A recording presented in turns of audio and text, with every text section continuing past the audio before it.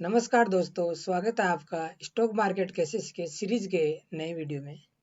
आज हम बात करने वाले हैं कि फंडामेंटल एनालिसिस और टेक्निकल एनालिसिस कैसे करें। ये टॉपिक हर ट्रेडर और इन्वेस्टर के माइंड में आता है। तो बात करते हैं अपने को कौन सा अपने लिए बेस्ट है, क्योंकि ट्रेडर्स और इन्वेस्टर दोनों कंफ्यूज रहते हैं कि कौन सी स्ट्रेटजी उनके लिए बेस्ट है और कौन सी नहीं।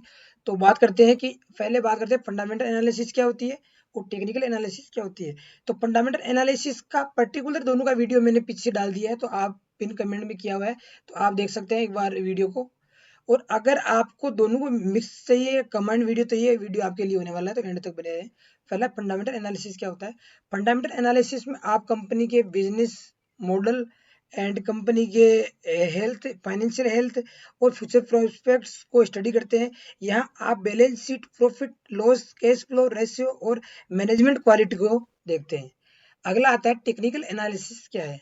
तो टेक्निकल एनालिसिस में आप कंपनी के charts, trends, support levels and कहाँ पर एग्जिट करना है, कहाँ पर एंट्री करना है, ये सब पॉइंट्स को आप ध्यान रखते हैं और इंडिकेटर्स का यूज करके आप प्राइस मूवमेंट को प्रिडिक्ट करते हैं। यहाँ आप कंपनी के फंडामेंटल की जगह पास्ट प्राइस और वॉल्यूम डाटा पर फोकस करते हैं। अब अगर बात करते हैं फंडामेंटल वर्सेज टेक्निकल एनालिसिस क्या है। फंडामेंटल एनालिसिस है वो लॉन्ग टर्म के लिए बेस्ट है। कंपनी की रियल वैल्यू समझने में मदद मिलती है। मार्केट वोलेटिलिटी इससे कम इफेक्ट होता है। और एग्जांपल जैसे कि अगर आप 5 से 10 साल के लिए इन्वेस्ट करना चाहते हैं तो फंडामेंटल एनालिसिस आपके लिए बेस्ट है। टेक्निकल एनालिसिस में क्या होता है। Technical analysis short term income के लिए बेस्ट है। इसमें आप एंट्री और एग्जिट पॉइंट का पता कर सकते हैं। मार्केट सेंटिमेंट्स को आप पता लगा सकते हैं। जैसे जैसे कि अगर आप डेली या वीकली ट्रेडिंग करना चाहते हैं तो टेक्निकल एनालिसिस आपके लिए बिल्कुल बेस्ट तरीका है। कौन सी स्ट्रेटेजी आपके लिए बेस्ट है तो उसके ऊपर अपन बात करते हैं। अगर आप शॉर्ट टर्म इन्वेस्टमेंट या शॉर्ट टर्म प्रॉफिट करना चाहते हैं तो आपको टेक्निकल एनालिसिस करनी चाहिए। अगर आप लॉन्ग टर्म के लिए सोचते हैं, लॉन्ग टर्म पैसा बनाना चाहते हैं तो आपको फंडामेंटल एनालिसिस करनी चाहिए। अगर आप दोनों स्ट्रेटेजी कंबाइन करना चाहते हैं तो फिर फंडामेंटल एनालिसिस से स्ट्रॉन्ग स्टॉक चुने और फिर टेक्निकल एनालिसिस से एंट्री एग्जिट पॉइंट डिसाइड करें।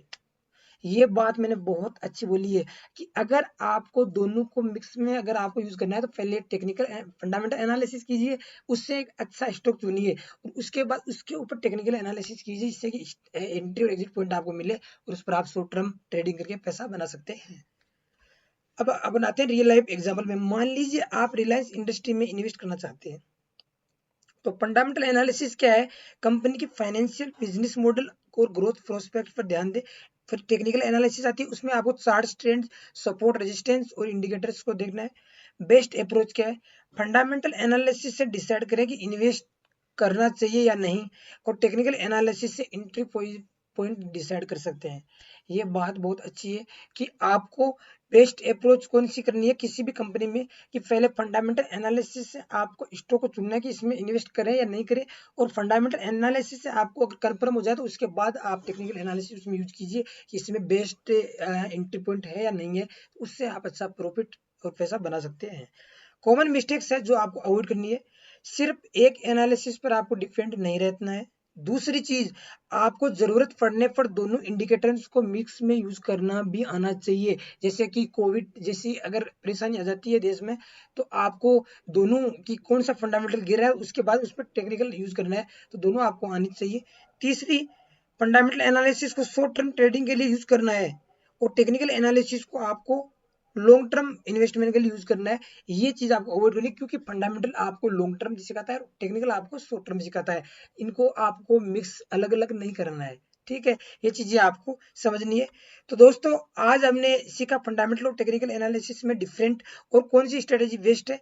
अगर आपको ये वीडियो हेल्पफुल लगा हो तो चैनल को लाइक करें और सब्सक्राइब करना ना भूलें। और अगला वीडियो आने वाला है, आपको ऑप्शन ट्रेडिंग क्या होती है। तो जो भी मेरे भाई है, ये बहुत ही निच और कैची टॉपिक में लेके आने वाला हूँ, बहुत अच्छा। तो तब तक के लिए बने रहें। Happy investing.